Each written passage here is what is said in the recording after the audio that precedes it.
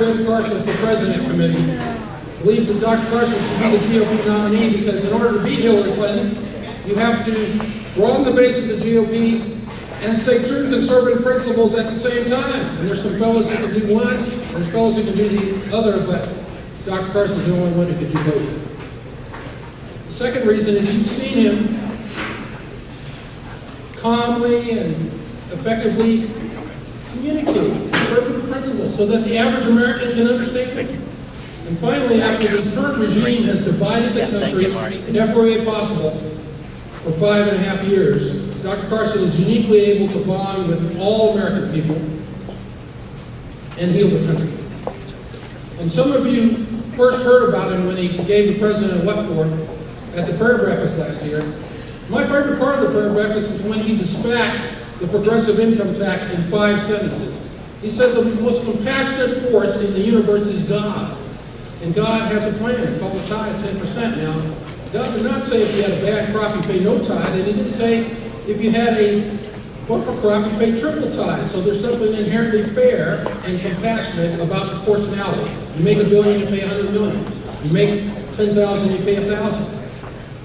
If God wanted folks to take more money from people who are really successful to create jobs for everybody else, then he would have made that his requirement for his flock and not the tithe. And that means that Hillary Clinton has to say that she is more compassionate than God. And I don't think that's going to work very well. This story, Ben Carson's story, was put in a movie called Gifted Hands, and it's about his mother as much as himself. She was illiterate, 3rd grade education, but she knew 3 things.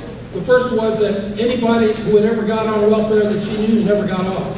So she never got on. She worked 3 jobs cleaning people's houses to stay off welfare. The second thing she knew was that the difference between the people's houses she cleaned and her own house were books.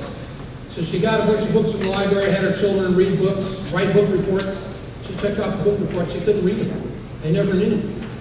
And the third thing she knew was that we serve a mighty God and we live in a great country, and with the grace of a mighty God and the opportunity in that great country, you can make a way out of no way and take a kid in a poor, impoverished situation in the bottom of his class and make him the top pediatric neurosurgeon on the planet.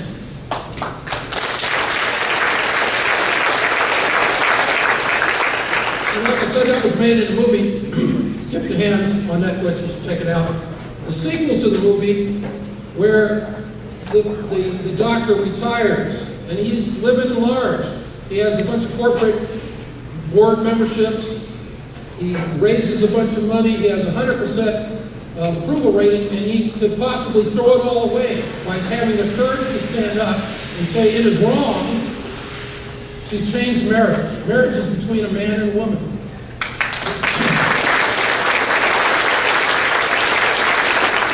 He has the courage to tell a vindictive emperor that he has no clothes, that Obamacare transforms the citizens of this country into subjects of the state, that political correctness is destroying the country, that the opportunity that he had as a young man has been taken away, so millions of little boys and little girls, instead of that opportunity, face the crushing hopelessness of Obama's welfare state.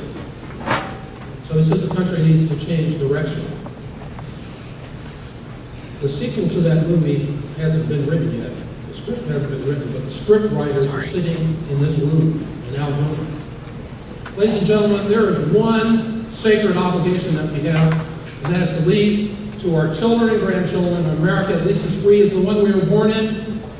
And quite frankly, that is an obligation which, thus far, we have utterly failed. If you want to meet that sacred duty, if you want to beat Hillary and the left, restore the republic, heal the nation, and make America America again, I invite you to join with me in a great crusade and sign the petition to draft Dr. Ben Carson for president at that table or online at www.runbenrun.org. Thank you, Mr. Chairman.